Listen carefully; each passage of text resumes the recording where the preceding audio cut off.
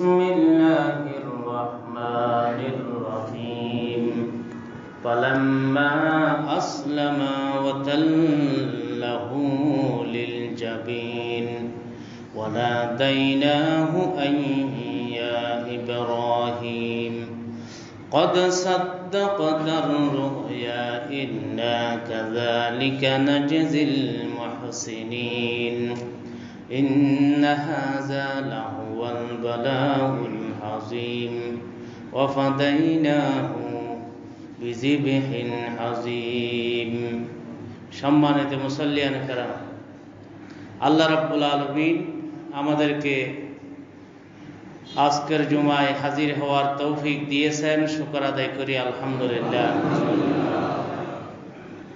জিলকাদা মাস প্রায় শেষের দিকে সামনে আসতেছে, আমাদের জিলহজ মাস। এই জিলহজ মাসের মধ্যে মুমিনদের জন্য একটি আর্থিক ইবাদত রয়েছে, যার নাম হলো কুরবানি। যেই কুরবানির কথা আল্লাহ রাব্বুল আলামিন কোরআন শরীফে বলেছেন, হাদিসে বিভিন্ন বর্ণনায় এসেছে। কুরবানির ইতিহাস অনেক প্রাচীন। বিশ্বনবী সাল্লাল্লাহু আলাইহি ওয়াসাল্লাম তিনি এর ইতিহাস বর্ণনা করেছেন যে সর্বপ্রথম এই কুরবানি করেছেন আদম আলাইহিস সালামের সন্তানগণ। আদম আলাইহিস সালামের সন্তান কাবিল কুরবানি করেছেন, হাবিল কুরবানি করেছেন। কারণ পৃথিবী শুরু থেকেই এই কুরবানি প্রচলিত আছে। কুরবান শব্দের অর্থ হলো উৎসর্গ করা। আল্লাহর জন্য যে কোনো বিষয় উৎসর্গ করাকে কুরবান বলা হয়। এটা টাকা হতে পারে, প্রাণী হতে পারে, সময় হতে পারে এবং অন্য যে কোনো বিষয় হতে পারে, যেগুলির মাধ্যমে মানুষ আল্লাহর জন্য বলি দিয়ে আল্লাহর জন্য উৎসর্গ করে। তাই এই উৎসর্গ আদম আলাইহিস সালাম থেকে নিয়ে প্রত্যেক যুগে যুগে মানুষগণ, মুমিনগণ নিজেদের প্রভুর জন্য উৎসর্গ করে। এমনকি অমুসলিমগণও, মুশরিকগণ, ইহুদি খ্রিস্টানও তারা কুরবানি করে। তবে এই মুশরিকরা মূর্তির জন্য কুরবানি করে, খাবার তাদের সামনে রেখে দেয়, পশু জবে করে তাদের সামনে রেখে দেয় বা তাদের নাম নিয়ে জবেহ করে। এটা হলো তাদের বলি দেওয়া, তাদের কুরবানি।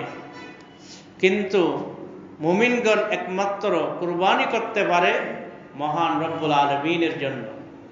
আল্লাহ ছাড়া আর কারো জন্য কুরবানি হতে পারে না, আর্থিক ইবাদত হতে পারে না। তাই আল্লাহ রাব্বুল আলামিন প্রত্যেকটা যুগের মধ্যে কুরবানির কথা দিয়েছেন। আদম আলাইহিস সালামের যুগের মধ্যে যেহেতু প্রথমেই দুনিয়া আবাদ হচ্ছে, অন্য কোনো মানুষ ছিল না। দুনিয়া আবাদ করার জন্য আল্লাহ রাব্বুল আলামিন আদমের হাওয়ার উরসে যমজ সন্তান প্রদান করতেন। প্রায় 120টি জোড়া সন্তান দুনিয়াতে তাদের উরসে এসেছে। তবে হ্যাঁ, একই সাথে একজন ছেলে একজন মেয়ে জন্মগ্রহণ করত। তখন বংশ বিস্তারের ধারাবাহিকতা রক্ষার জন্য আপন ভাই বোনে বিয়ে করত, তবে নিজের যমজকে বিয়ে করতে পারত না। তাই নীতি অনুযায়ী কাবিল বিয়ে করবে হাবিলের যমজ বোনকে, হাবিল বিয়ে করবে কাবিলের যমজ বোনকে। এটাই হলো তাদের শরীয়ত এবং তাদের নীতি। বর্তমানে আপন বোন, যমজ বোন বিয়ে করা ছোট হোক বড় হোক হারাম। কারণ এখন তো মেয়েদের অভাব নেই। বংশের শৃঙ্খলা রক্ষার জন্য বিবাহের মেয়ের প্রয়োজন, তাহলে সেগুলি আল্লাহ পাক বংশ বিস্তারের মাধ্যমে গায়রে মাহরমের ব্যবস্থা করেছেন। তা আপন মাহরম মহিলাদেরকে বিয়ে করা ইসলামের মধ্যে হারাম। আদম আলাইহিস সালামের মধ্যে সেই যুগে বৈধ ছিল, সেটা হলো অপারগতার কারণে। অপারগতার কারণে আপন ভাই বোনে তারা বিয়ে করত। পরবর্তী যখন আসলো, নূহ আলাইহিস সালাম যখন আসলো, তখন তো বংশ বিস্তার হয়ে গেছে। তখন ভাইয়ে বোনে বিয়ে করাকে হারাম করে দেওয়া হয়েছে, যেগুলি কিয়ামত পর্যন্তের জন্য হারাম। তাই কাবিল হাবিলের যমজকে বিয়ে করবে, হাবিল কাবিলের যমজকে বিয়ে করবে, কিন্তু কাবিল তাতে রাজি না। সে বলে হাবিলের যমজ সুন্দর কম, অতএব আমি আমার যমজ সুন্দরী বেশি হওয়ায় তাকে বিয়ে করতে চাই। তাদের মতানৈক্য হয়ে গেল। মতানৈক্য দূর করার জন্য তারা সিদ্ধান্ত নিল, ঠিক আছে, আমরা আমাদের এই বিয়ে সম্পন্নের সমাধান করার জন্য আল্লাহর রাস্তার মধ্যে আমরা কুরবানি দেব। কারণ তখন তো আর কাফির ছিল না, কাবিল হাবিল ইমানদার ছিল। যদিও কাবিল পরবর্তীতে কবিরা গুনায় লিপ্ত হয়েছে, কিন্তু সে কাফির ছিল না। তখন আল্লাহ রাস্তার কুরবানি দেওয়ার জন্য প্রস্তুত ছিল। আগের যুগে কুরবানির একটি বৈশিষ্ট্য ছিল, তারা যাই কুরবানি দিবে খালি ময়দানে জঙ্গলে রেখে আসবে, অদৃশ্য আগুন কবুল হলে সেটা খেয়ে ফেলবে। মানুষ খেতে পারত না। কুরবানির গোশত ভক্ষণ করা আমাদের বৈশিষ্ট্য, এ উম্মতের বৈশিষ্ট্য। আমরা নিজের কুরবানি নিজে খেতে পারি, আত্মীয় স্বজনকে দিতে পারি, গরিবদের মাঝে বন্টন করতে পারি।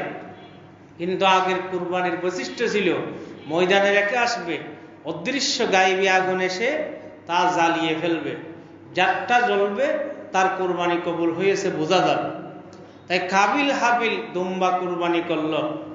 অন্য বর্ণনায় কাবিল ক্ষেত ফসল কুরবানি দিল, কিন্তু আল্লাহ রাব্বুল আলামিন হাবিলের কুরবানি কবুল করেছেন, কাবিলের কুরবানি কবুল করেননি। তাই আল্লাহ রাব্বুল আলামিন কাবিল হাবিলের কুরবানির ব্যাপারে কোরআনের মধ্যে ইরশাদ করে বললেন, ইয কাররাবা কুরবানান ফাতুকুব্বিলা মিন আহাদিহিমা ওয়া লাম ইতাকাব্বাল মিনাল আখার। আল্লাহ রাব্বুল আলামিন বলেন, কাবিল হাবিল আল্লাহর রাস্তার মধ্যে কুরবানি দিল, তাদের সমস্যার সমাধানের জন্য, কে হক কে না হক তা পার্থক্য করার জন্য আল্লাহ রাব্বুল আলামিন একজনের কুরবানি কবুল করলেন, হাবিলের কুরবানি কবুল করলেন। কাবিলের কুরবানি আল্লাহ পাক কবুল করেননি। কাবিলের কুরবানি কবুল হয়নি, হাবিলের কুরবানি কবুল হয়েছে, এবং সেটাকে আগুনে খেয়ে জান্নাতে নিয়ে গেছে। আল্লাহ রাব্বুল আলামিন সেটাকে পৌঁছিয়ে দিয়েছে জান্নাতে। অদৃশ্য আগুন সেটাকে গ্রাস করে নিল। আল্লাহ রাব্বুল আলামিন কাবিলের কুরবানি কবুল করেননি, হাবিলের কুরবানি আল্লাহ রাব্বুল আলামিন কবুল করলেন। ইন্নামা ইয়াতাকাব্বালুল্লাহু মিনাল মুত্তাকিন। আল্লাহ পাক বলেছেন কুরবানি কবুল হয় মুত্তাকিদের, যারা তাকওয়াবান, যাদের অন্তরের মধ্যে খোদাভীতি আছে। আল্লাহ রাব্বুল আলামিন তাদের কুরবানি কবুল করেন। আল্লাহ রাব্বুল আলামিন মুত্তাকিদের কুরবানি আল্লাহ পাক কবুল করেন। সুবহানাল্লাহ। তখন কাবিল হাবিলকে বলল, কিয়ামত পর্যন্ত তোমার বংশধর বলবে যে কাবিলের আমার বংশধরকে তোমাদের দাদার কুরবানি কবুল হয়নি, তাই আমি তোমার বংশ দুনিয়াতে না থাকার জন্য তোমাকে হত্যা করব। তখন কাবিল হাবিলকে হত্যা করলো, কিন্তু হাবিল বলল, তুমি হত্যা করলো, আমি কোনো কিছু করব না, আমি অন্যায় করতে রাজি নয়। কাবিল হাবিলকে হত্যা করলো। এই হত্যার পরে আদম আলাইহিস সালাম তখন হজের মধ্যে ছিলেন, তখন তিনি সেখানে ছিলেন না। তখন ওই হাবিলকে কিভাবে দাফন করবে সেটাও কাবিল জানত না, কারণ এখনো বংশ বিস্তার হচ্ছে, কোনো মানুষের মৃত্যু ঘটেনি।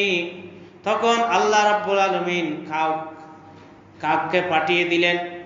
ওই কাক, দুইটি কাক ঝগড়া করলো, একটি আরেকটিকে হত্যা করে দিল। তারপরে ওই বড় কাক যেটা জীবিত ছিল, সেই জীবিত কাক মাটির মধ্যে পায়ে গর্ত খনন করলো, মৃত কাককে সেখানে রেখে উপরে মাটি চাপা দিল। তখন কাবিল বুঝতে পারলো মৃতদেরকে এভাবে দাফন করতে হয়, তখন হাবিলকে সেভাবে মাটির নিচে দাফন করে দিল। সুবহানাল্লাহ। এভাবে কাকের মাধ্যমে দাফনের কার্যক্রম আল্লাহ রাব্বুল আলামিন শিখিয়ে দিয়েছেন। তাই বলতে চেয়েছি যে এভাবে কাবিল হাবিল কুরবানি যে করেছে ইতিহাসের মধ্যে রয়েছে, এবং প্রত্যেক যুগে নবী রাসূলগণ তারা কুরবানি করে এসেছে। তবে আমাদের যে কোরবানির স্মৃতি আমরা দেখতে পাই, মুমিন মুসলিম সমাজের মধ্যে যে কোরবানি আমরা দেখতে পাই, এই কোরবানিটা হলো হযরত ইব্রাহিম আলাইহিস সালামের জাতীয় সুন্নাত। হযরত ইব্রাহিম আলাইহিস সালামের জাতীয় সুন্নাহ হিসাবে আমাদের কাছে পরিচিত। আল্লাহর নবী থেকে জিজ্ঞেস করা হলো, মাল আযাহি ইয়া রাসূলুল্লাহ, এই কোরবানি কি হে আল্লাহর রাসূল? সেই কথা বলার পরে আল্লাহর নবী বলেছেন, সুন্নাত আবিকুম ইব্রাহিম, তোমাদের জাতির পিতা মুসলিম জাতির পিতা ইব্রাহিম আলাইহিস সালামের সুন্নাত। কারণ ইব্রাহিম আলাইহিস সালাম তিনি দোয়া করেছেন কাবা নির্মাণ শেষে, রব্বানা ওয়াজআলনা মুসলিমাইন লাক ওয়া মিন যুররিয়্যাতিনা উম্মাতাম মুসলিমাতান লাক ওয়া আরিনা মানাসিকানা ওয়া তুব আলাইনা ইন্নাকা আনতাত তাওয়াবুর রহিম। ইব্রাহিম আলাইহিস সালাম আল্লাহর কাছে দোয়া করেছেন, আল্লাহ এই কাবা শরীফ যে আমি নির্মাণ করলাম, এই কাবার পরে কাবা নির্মাণ ভালো কাজের পরে দোয়া কবুল হয়, সেই সূত্রে আমি আপনার দরবারে দোয়া করতেছি, আমি এবং ইসমাইলকে মুসলিম হিসাবে গ্রহণ করুন এবং আমাদের ওমিন যুররিয়াতিনা উম্মাতান মুসলিমাতান লাক, আমাদের ওরসে একটি মুসলিম জাতি সৃষ্টি করবেন, ওই মুসলিম জাতির মধ্যে একজন ওয়াবাস ফীহিম রাসূলাম মিনহুম, তাদের মধ্য থেকে একজন নবী পাঠাবেন। তা আমাদের নবীর জন্য দোয়া করেছেন সাইয়্যিদুনা ইব্রাহিম আলাইহিস সালাম, মুসলিম জাতির জন্য দোয়া করেছেন সাইয়্যিদুনা ইব্রাহিম আলাইহিস সালাম। তাই ওই কারণে এই ধর্মটাকে আমরা ইব্রাহিম আলাইহিস সালামকে স্মরণ করে সম্মান দিই এবং ইব্রাহিম আলাইহিস সালামকে মুসলিম জাতির পিতা হিসাবে আখ্যায়িত করি। কারণ আমাদের নবী আলাইহিস সালাম ইব্রাহিমের বংশধর। ইব্রাহিম আলাইহিস সালামের দুটি ছেলে ছিল, ৮৬ বছর বয়সে হযরত ইসমাইল আলাইহিস সালামের জন্ম হয়েছে। তখন ইব্রাহিম আলাইহিস সালামের বয়স ছিল ৮৬ বছর।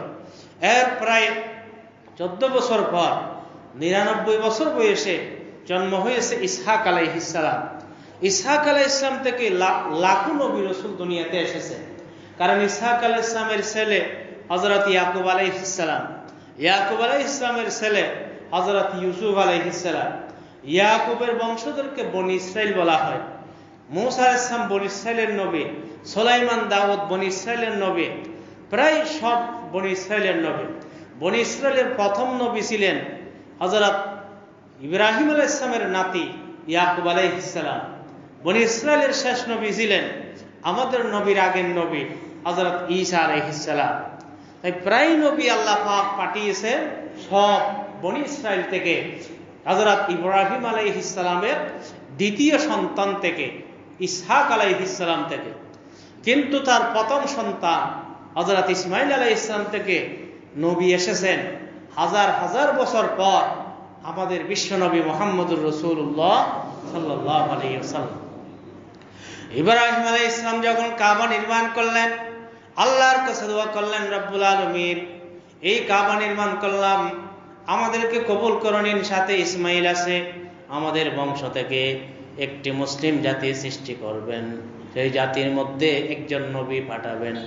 আল্লাহ রাব্বুল আলামিন কাবা নির্মাণের পরে ইব্রাহিম আলাইহিস সালামের সেই দোয়া কবুল করে নিলেন। তাই আমরা দুনিয়াতে আসলাম মুসলিম জাতি হিসাবে। এই উম্মতের নাম যে মুসলিম হবে সেই নামটা দিয়েছেন হযরত সাইয়্যিদুনা ইব্রাহিম আলাইহিস সালাম। ইব্রাহিম আলাইহিস সালাম তিনি আমাদের নাম দিয়েছেন মুসলিম জাতি। তাই মুসলিম জাতির পিতা হযরত সাইয়্যিদুনা ইব্রাহিম আলাইহিস সালাম। আল্লাহর নবী বলেছেন, সুন্নাত আবিকুম ইব্রাহিম, এই কুরবানি হলো তোমাদের মুসলিম জাতির পিতা ইব্রাহিম আলাইহিস সালামের সুন্নাত, অতএব তোমরা সেই কুরবানি করো। ফামা লানা ফিহা ইয়া রাসূলুল্লাহ, এই কুরবানির মধ্যে আমাদের কি অর্জন আছে? তখন আল্লাহর নবী বলেন, বিকুল্লি শাআরাতিন হাসানা, প্রত্যেকটা কুরবানির জন্তুর পশমে পশমে আল্লাহ পুণ্য দিবেন। সুবহানাল্লাহ। কুরবানির প্রতিটি পশমের মধ্যে বিনিময়ে আল্লাহ রাব্বুল আলামিন আমাদেরকে সওয়াব দিবেন, আমাদেরকে পুণ্য দান করবেন। তাই এই কুরবানি আমরা ইব্রাহিমের সুন্নত বলি। ইব্রাহিম আলাইহিস সালামের দেশের বাড়ি ছিল তো আসলে ইরাকে তিনি জন্ম। যেখানে নমরুদের শাসন ছিল। ইব্রাহিম আলাইহিস সালাম ছোট থেকে শিরকের বিরুদ্ধে প্রতিবাদী ছিলেন, মূর্তির বিরুদ্ধে প্রতিবাদী ছিলেন। ইব্রাহিম আলাইহিস সালাম তার জাতি যখন তারা ঈদের মাঠে গেল, সেই সময়ের মধ্যে মূর্তিগুলাকে হযরত ইব্রাহিম আলাইহিস সালাম তিনি নষ্ট করেছেন, তিনি তাদেরকে ধ্বংস করেছিলেন। ওই ইব্রাহিম আলাইহিস সালাম ইরাক থেকে সেই ঘটনার পরে তাকে যখন নমরুদ আগুনের মধ্যে নিক্ষেপ করেছিল, 40টি দিন পর্যন্ত ইব্রাহিম আলাইহিস সালাম নমরুদের আগুনের মধ্যে ছিলেন। আল্লাহ রাব্বুল আলামিন এই আগুনকে প্রশান্তিময় করে দিলেন। আল্লাহ পাক কোরআনে তাই বলেছেন, সেই সময়ের মধ্যে যখন জিবরিল আলাইহিস সালাম এসে ইব্রাহিমকে বললেন, ইব্রাহিম তোমাকে নমরুদ আগুনের মধ্যে নিক্ষেপ করতেছে, সুতরাং এই মুহূর্তের মধ্যে তুমি আল্লাহর দরবারে সাহায্য চাও। তখন ইব্রাহিম আলাইহিস সালাম বললেন, আমার অবশ্যই সাহায্যের দরকার, তবে আপনার থেকে সাহায্য নিব না, আর আল্লাহর কাছেও আমি চাইব না। হাসবি মিন সুয়ালি হিলমি বিহালি, তিনি আমাকে যে দেখতে রয়েছেন সেটাই হলো চাওয়ার জন্য যথেষ্ট। সুবহানাল্লাহ। সেই কথা বলার পরে আল্লাহ রাব্বুল আলামিন কোন মাধ্যমবিহীন তাকে সাহায্য করলেন। কুলনা ইয়া নারু কুনি বারদাও ওয়া সালামান আলা ইব্রাহিম। আল্লাহ রাব্বুল আলামিন ইব্রাহিমের জন্য সেই আগুনকে শীতল করে দিলেন, এয়ার কন্ডিশন করে দিলেন। ইব্রাহিম আলাইহিস সালাম বলেন, জান্নাত থেকে আমার জন্য জান্নাতি পোশাকের ব্যবস্থা করা হয়েছিল। সুবহানাল্লাহ। জান্নাত থেকে খাবারের ব্যবস্থা ইব্রাহিমের জন্য সেখানে করা হয়েছে। এবং তিনি বলেন, সেই 40টি দিন আমি যেভাবে আরামে ছিলাম, শান্তিতে ছিলাম, সেরকম শান্তি দুনিয়াতে আর কখনো আমার ইচ্ছাকৃতভাবে অর্জন হয়নি। সুবহানাল্লাহ। তাই ইব্রাহিম আলাইহিস সালাম সেই আগুন থেকে বের হওয়ার পর তিনি হিজরত করে চলে গেলেন এই বাইতুল আকসায়, ফিলিস্তিনের মধ্যে। আল্লাহ নির্দেশে সেখানে চলে গেলেন। যাওয়ার পথে হযরত হাজরাকে বিয়ে করলেন, সারাকে বিয়ে করলেন। বিয়ে করার পরে বসবাস করতে রইলেন। বসবাস করতে করতে তখন হঠাৎ করে হাজরা তিনি গর্ভধারণ করলেন। তখন সারা তা সহ্য করতে না পেরে তখন বলল, এই হাজরা, আমি তোমাকে দান করেছি, আমি আপনাকে দান করেছি, অতএব সে আমার সাথে আর থাকতে পারবে না, অন্য কোথাও ব্যবস্থা করে দেন। তখন এই হাজরাকে আল্লাহর নির্দেশে মক্কার মধ্যে পাঠিয়ে দেওয়া হলো। তখন শুধুমাত্র ইসমাইল আলাইহিস সালাম দুগ্ধ পানকারী শিশু সাথে ছিলেন। হাজরাকে যখন মক্কার মধ্যে রেখে আসলেন, বর্তমান মরুভূমি যেখানে আছে, বর্তমান জমজমের কূপ যেখানে আছে, সেখানেই রাখলেন। রাখার উপরে হযরত ইব্রাহিম আলাইহিস সালাম যখন তিনি চলে আসতে লাগলেন, তখন সেই সময়ের মধ্যে হাজরা জিজ্ঞেস করলেন, এই মরুভূমির মধ্যে আপনি আমাদেরকে কোথায় রেখে যাবেন? কারণ সেই সময় আবাদি ছিল না, কাবা শরীফ উপরে কোনো চিহ্ন ছিল না, শুধুমাত্র ভেতরে জমিনের ভেতরের মধ্যে ভিত্তি স্তর ছিল। কিন্তু হযরত ইব্রাহিম আলাইহিস সালাম বললেন, আল্লাহ পাকের নির্দেশে আমি তোমাকে এখানে রেখে যাচ্ছি। সুবহানাল্লাহ। ইব্রাহিম আলাইহিস সালাম চলে আসলেন। হযরত হাজরা জমজম কূপ যেখানে, সেখানে ইসমাইলকে রেখে পানি তালাশের জন্য বের হলেন। সাফার মধ্যে গেলেন, সেখান থেকে আবার মরওয়ার মধ্যে গেলেন। এভাবে তিনি 7 বার সেখানে পানি তালাশের জন্য 7 বার চক্কর দিতে লাগলেন। কিন্তু সেই সময়ের মধ্যে তিনি কোনো পানি পাননি, কোনো কাফেলার তিনি সন্ধান পাননি। হঠাৎ দেখতে পেলেন বালক ইসমাইল, শিশু ইসমাইল যেখানে শুয়েছিলেন সেখানে কান্নাকাটি এবং গড়াগড়ির কারণে পায়ের যেখানে আঘাত হয়েছে, আল্লাহ রাব্বুল আলামিন সেখানে ঝর্ণা অর্থাৎ জমজমের ঝর্ণা জারি করে দিলেন। সুবহানাল্লাহ। লা ইলাহা ইল্লাল্লাহ, লা ইলাহা ইল্লাল্লাহ, লা ইলাহা ইল্লাল্লাহ মুহাম্মাদুর রাসূলুল্লাহ। ইব্রাহিম আলাইহিস সালামের সেই শিশু ইসমাইল আলাইহিস সালামের পায়ে মোবারক দিয়া সেই জমজমের পানি বের হয়ে গেল। তখন সেই পানিতে আল্লাহ পাক দুটি ক্ষমতা দান করলেন। দুনিয়ার সব পানিগুলি শুধুমাত্র পিপাসা দূর করে, ক্ষুধা দূর করার ক্ষমতা নেই, কিন্তু সেই পানিতে দুটি রয়েছে। যেমন দুধের মধ্যে আছে, ক্ষুধা যেমন দূর হয় ঠিক তেমনি পিপাসা দুটি একসাথে দূর হয়ে যায়। সুবহানাল্লাহ। এরপরে আস্তে আস্তে ইসমাইল আলাইহিস সালাম বড় হতে লাগলেন। ইব্রাহিম আলাইহিস সালাম বুরাকের উপর সওয়ার হয়ে মাঝে মধ্যে সেখানে যেতেন, তাদেরকে দেখতে আসতেন।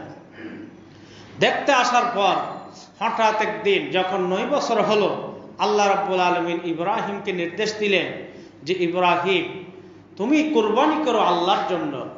তখন ইব্রাহিম আলাইহিস সালাম, সেদিন ছিল জিলহজের 8 তারিখ, সন্দেহ হলো যে কিসের স্বপ্ন আমি দেখলাম, এই স্বপ্ন কিসের, এটা বাস্তব কিনা। তারপরও তিনি 100 উট কুরবানি দিয়ে দিলেন। সুবহানাল্লাহ। এরপরে দ্বিতীয় দিন আবার স্বপ্ন দেখলেন যে ইব্রাহিম তুমি স্বপ্নকে কুমন্ত্রণা মনে করতেছ, অথচ নবীদের স্বপ্ন কুমন্ত্রণা হতে পারে না। আমরা স্বপ্ন দেখি 3 ধরনের স্বপ্ন দেখি। কতগুলি স্বপ্ন আল্লাহর পক্ষ থেকে আসে, ফেরেশতার মাধ্যমে হোক, সরাসরি হোক। আর দ্বিতীয় স্বপ্ন আমাদের খেয়ালের মাধ্যমে আসে। তৃতীয় স্বপ্ন শয়তানের মাধ্যমে আসে। শয়তান আমাদেরকে বিভিন্ন কুমন্ত্রণা দিতে পারে, অথবা সারাদিন আপনি যা দেখেছেন আপনার ব্রেইন সেগুলি পর্যালোচনা করে ঘুমের মধ্যে, এগুলো হলো খেয়ালি স্বপ্ন। তাই সেই কারণে আমাদের স্বপ্ন দলিল নয়। কারণ 3 ধরনের মধ্যে তো আল্লাহর পক্ষ থেকে যে স্বপ্ন সেটা দলিল হয়, কিন্তু আমরা তো আসলে পার্থক্য করতে পারি না এই স্বপ্নটি কি আল্লাহ নাকি এই স্বপ্নটি কোনো শয়তান থেকে এসেছে বা আমাদের মস্তিষ্কের ব্রেইনের পর্যালোচনা থেকে এসেছে, খেয়ালের কারণে এসেছে। কিন্তু নবীদের স্বপ্নগুলি ওহী, তাদেরকে খেয়ালি স্বপ্ন আসতে দেওয়া হয় না, তাদের শয়তানি স্বপ্ন আসতে পারে না, কারণ তারা যখন ঘুমায় তাদের অন্তর জাগ্রত থাকে। সুবহানাল্লাহ। তাই স্বপ্নের মাধ্যমেও কোরআন নাজিল হয়, ওহী নাজিল হয়। সূরা নাস, ফলক নবী সাল্লাল্লাহু আলাইহি ওয়াসাল্লামের উপর স্বপ্নের মাধ্যমে নাজিল হয়েছে। সুবহানাল্লাহ। ইব্রাহিম আলাইহিস সালামকে 9 তারিখ বলে দেওয়া হলো। এই স্বপ্ন কুমন্ত্রণা নয়, বাস্তব স্বপ্ন। এই কথা বলার পরে ইব্রাহিম আলাইহিস সালাম চিনতে পারলেন, নিশ্চিত হয়ে গেলেন এই স্বপ্ন আল্লাহর পক্ষ থেকে। তখন তিনি এই 9 তারিখের মধ্যে আবার তিনি আরেকশো উট আল্লাহর রাস্তার মধ্যে কুরবানি দিলেন। সুবহানাল্লাহ। সেই দিনের নাম দেওয়া হয়েছে ইয়ৌমে আরাফা। আরাফা শব্দের অর্থ হলো পরিচিত, অর্থাৎ তিনি জেনেছেন যে আজকের স্বপ্নটা সত্যি, কুরবানির সত্যটা সত্যি। 8 তারিখের নাম দেওয়া হয়েছে ইয়ৌমে তারবিয়া। তারবিয়া অর্থ হলো সন্দেহ। ইব্রাহিম আলাইহিস সালামের সেই দিন সন্দেহ হয়েছে। 200 উট কুরবানির পরে তৃতীয় দিন আবার স্বপ্ন দেখলেন, ইব্রাহিম কুরবানি করো। ইব্রাহিম আলাইহিস সালাম বললেন 2 দিন ধরে আমি কুরবানি করতে আছি, আবার কি কুরবানি করব? তখন আল্লাহ রাব্বুল আলামিন স্বপ্নের মাধ্যমে বলে দিলেন তোমার প্রিয় বস্তু কুরবানি করো। তখন তিনি আবার জিজ্ঞেস করলেন প্রিয় বস্তু বলতে এখানে কি কুরবানি করার জন্য বলেছেন? তখন ইব্রাহিম আলাইহিস সালামকে বলা হলো ইসমাইল আলাইহিস সালামকে তুমি কুরবানি করো। এই স্বপ্ন দেখার পরে ইব্রাহিম আলাইহিস সালাম বাইতুল আকসা থেকে সোজা চলে গেলেন বুরাকের মাধ্যমে দ্রুত সময়ে মসজিদে হারামে, বর্তমান জমজম কূপের পাশে, যেখানে হাজারা আলাইহিস সালাম বসবাস করতেছেন। তখন সেই সময়ের মধ্যে হাজারাকে বললেন আজকে ইসমাইলকে নিয়ে একটি বড় কাজের মধ্যে আমরা যাব, অতএব ইসমাইলকে রেডি করে দাও। এই কথা বলার পরে ইসমাইল আলাইহিস সালামকে রেডি করে দিলেন। রেডি করে দেওয়ার পরে যখন একটু সামনে অগ্রসর হলেন, সামনে অগ্রসর হওয়ার পরে তখন মাকে শয়তান এসে বলে দিল হে হাজারা, আপনি কি জানেন আপনার সন্তানের আজকের কোরবানির দিন, আপনার সন্তানকে কোরবানি দেওয়ার জন্য নিয়ে যাওয়া হচ্ছে। হাজারা আলাইহিস সালাম বললেন তুমি কি বলো যে পিতা কখনো সন্তানকে জবেহ করতে পারে না, পিতা সন্তানকে কখনো কোরবানি করতে পারে না। সেই কথা বলার পরে শয়তান হাজারাকে বলল হাজারা আসল ঘটনা হলো এটি আল্লাহর নির্দেশ। তখন হাজারা বলল যদি আল্লাহ পাকের নির্দেশ হয়ে যায় তাহলে আমি সেখানে প্রতিবন্ধকতা সৃষ্টি করার কোনো কারণ নেই। আল্লাহর সম্পদ আল্লাহর জন্য যদি কোরবানি হয়ে যায় তাহলে সেখানে বাধা কিসের? তখন হাজরার কাছে শয়তান ফেল হয়ে গেল। আর ওদিকে হযরত ইসমাইল আলাইহিস সালাম, ইব্রাহিম আলাইহিস সালাম হেঁটে হেঁটে দ্রুত সময়ে তারা মিনার দিকে চলতে লাগলেন। নিকটবর্তী যাওয়ার পরে সেখানে শয়তান এসে ইব্রাহিমকে গতিরোধ করতে চাইলেন, কোরবানি যেন না দেওয়ার জন্য, আল্লাহ পাকের সন্তুষ্টি যেন অর্জন করতে না পারে। ইব্রাহিম আলাইহিস সালাম তাকে তাড়িয়ে দিলেন। তারপরে ইসমাইল আলাইহিস সালামকে বলল, হে ইসমাইল, তোমাকে কুরবানির জন্য নিয়ে যাওয়া হচ্ছে। সেই কথা বলার পরে ইসমাইল বলল, তা হতে পারে না। তখন শয়তান বলল, আল্লাহ পাকের নির্দেশ, সেজন্য তোমাকে কুরবানি দেওয়া হচ্ছে। তখন ইসমাইল আলাইহিস সালাম বলল, যদি আল্লাহর নির্দেশ হয় তাহলে সেই কাজের জন্য আমি হৃদয়পূর্তিভাবে রাজি, আমি অন্তরের আত্মখুশিতে সেই কাজের জন্য আমি রাজি আছি। তখন শয়তান ইব্রাহিম আলাইহিস সালামকে গতিরোধ করল, নসিহত করতে না পেরে হযরত ইব্রাহিম আলাইহিস সালাম পাথর নিয়ে তাকে পাথর মারলেন। তখন সে সরে গেল। কিছু যাওয়ার পর আবার গতিরোধ করলো, আবার পাথর মারলেন, আবার যাওয়ার পর আবার গতিরোধ করলো, আবার পাথর মেরে তাকে সেখান থেকে সরিয়ে দিলেন। আল্লাহ রাব্বুল আলামিন ইব্রাহিম আলাইহিস সালামের সেই কাজটাকে পছন্দ করলেন। তাই প্রত্যেক হাজীদেরকে সেই 3টি স্থানে পাথর মারাকে কিয়ামত পর্যন্তের জন্য ওয়াজিব করে দেওয়া হয়েছে। সুবহানাল্লাহ।